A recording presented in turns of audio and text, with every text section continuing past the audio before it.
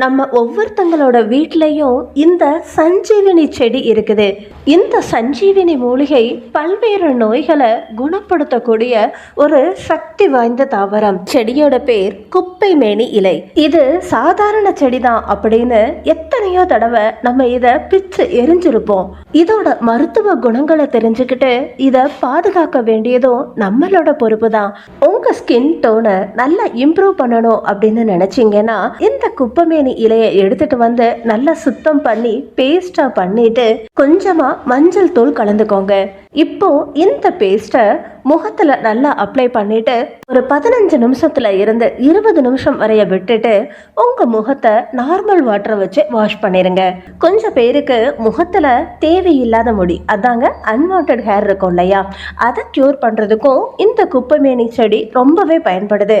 பற்கள்ல இருந்து ரத்தம் கசியிறது, மஞ்சள் பற்கள், வாய் துர்வாசனை, இந்த பிரச்சனை இருக்கிறவங்களும் இந்த செடியை தாராளமா பயன்படுத்தலாம். மூலம் பிரச்சனைக்கும் இந்த குப்பைமேனி இலைய தாராளமா பயன்படுத்தலாம்.